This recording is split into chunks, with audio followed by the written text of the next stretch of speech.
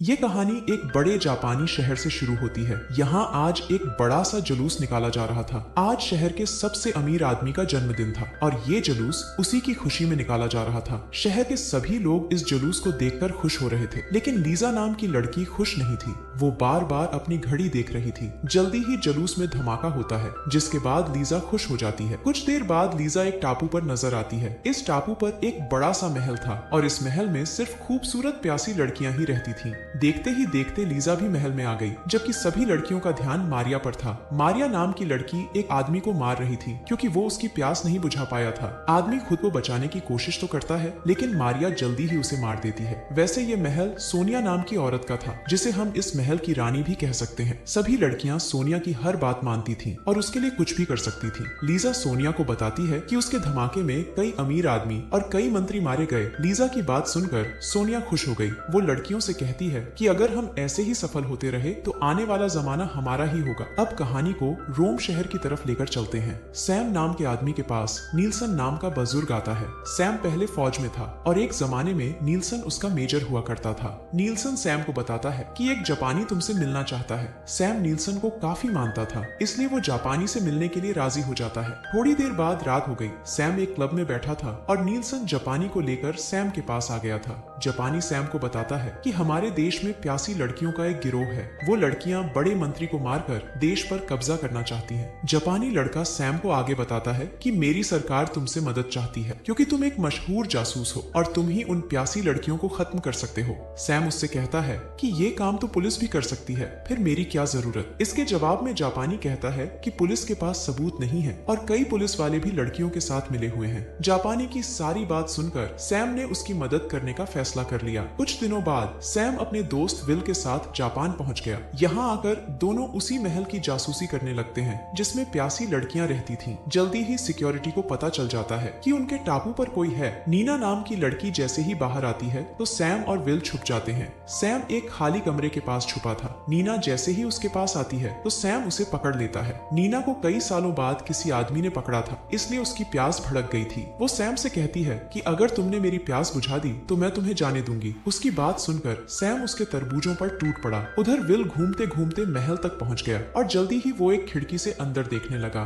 महल में आज एक नई लड़की आई थी, इसलिए सोनिया इस लड़की को सभी से मिलवा रही थी। वो लड़की को अपने पास बुलाकर कहती है कि इस लड़की का नाम हेलेन है। इसके बाद वो हेलेन के कपड़े उतारकर बाकी लड़कियों से कहती है कि आज से तुम लड़कियां ही हेलेन की प्यास शांत करोगी। सभी लड़कियां हेलेन के गोल गोल तरबूज देखकर खुश हो गई थीं, मगर इससे पहले कि वो हेलेन के तरबूजों का स्वाद चखती, उसी पल एक अलार्म बजने लगता है। अलार्म सुनकर सैम ने नीना को बेहोश कर दिया, जबकि लीजा बाहर आ गई थी। सैम और विल तो भाग गए, लेकिन लीजा नीना को पकड़कर महल में ले आती है। सोनिया के पूछने पर नीना उसे सैम के बारे में बता देती है। इसके बाद वो सोनिया से माफी मांगती है, लेकिन सोनिया के कहने पर उसे मार दिया जाता है। कुछ देर बाद जब सैम और विल अपने होटल में आते हैं तो उन्हें अपने कमरे में नीना की लाश नजर आती है। नीना की लाश देखकर दोनों हैरान हो गए। इसी बीच दरवाजे पर दो पुलिस वाले आते हैं, जिसके बाद सैम और विल होटल से भाग जाते हैं। अगले दिन दोनों दोस्त एयरपोर्ट पर थे। दोनों ने देश से भागने का फैसला कर लिया था क्योंकि यहाँ की पुलिस उन्हें पकड़ सकती थी। वैसे प्यासी लड़कियों की नजर भी दोनों पर जमी हुई थी।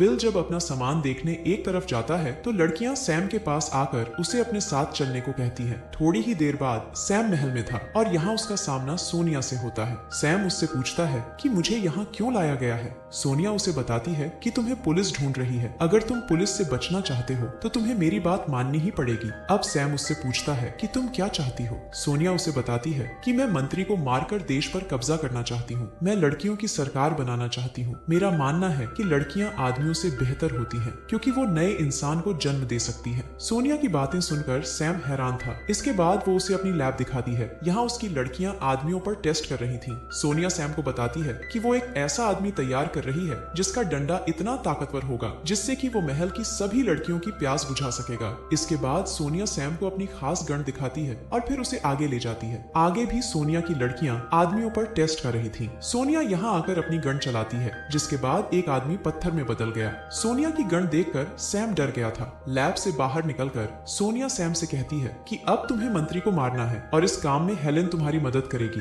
अगर तुमने कोई चालाकी दिखाई तो मेरे कहने पर पुलिस तुम्हें गिरफ्तार कर लेगी। याद रहे कि पुलिस की नजर में तुम अब भी नीना के खूनी हो। सैम बुरी तरह फंस चुका था, इसलिए उसे सोनिया की हर बात माननी पड़ रही थी। दूसरी तरफ एक लड़की विल के पास आती है। विल भी काफी समय से सैम को ढूंढ रहा था। लड़की विल से कहती है कि मैं जानती हूँ कि तुम्हारा दोस्त सैम कहाँ पर है। लड़की की बात सुनकर सैम उसके साथ चल पड़ा। जल्दी ही लड़की उसे एक बोट में ले जाती है और फिर उसे मारने की कोशिश करती है। विल भी अच्छा जासूस था, इसलिए उसे मार पाना आसान नहीं था। विल को मारने के चक्कर में लड़की फिसल जाती है और पानी में डूबकर खुद ही मर जाती है। उधर सैम और हेलेन एक होटल में थे और दोनों एक दूसरे का पानी निकालने लग जाते हैं। अगले दिन सैम उसी मंत्री के पास आता है जिसे मारने के लिए सोनिया ने उसे भेजा था। मंत्री को बताया गया था कि सैम एक कारोबारी है, इसलिए वो सैम से कारोबार की बात करता है। मंत्री के घर में बहुत पुलिस वाले थे। सैम समझ गया था कि अगर उसने मंत्री को मारा तो पुलिस उसे मार देगी। वो समझ गया था कि सोनिया उसे बलि का बकरा बनाना चाहती है, इसलिए वो मंत्री को नहीं मारता और उससे कारोबार की बातें कर चला जाता है। अगले ही दिन सोनिया के कहने पर सैम को महल में वापस बुलाया जाता है। सोनिया को पता चल गया था कि सैम ने मंत्री को नहीं मारा, इसलिए वो उस पर बेहद गुस्सा थी। उसने सैम को सबक सिखाने का फैसला तो कर लिया था, लेकिन उससे पहले वो अपनी प्यास बुझाने लग जाती है। दूसरी तरफ हेलेन ने खुद ही मंत्री को मारने का फैसला कर लिया। उसे भी पता चल चुका था कि सैम मंत्री को नहीं मार पाया, इसीलिए उसने ये फैसला किया था।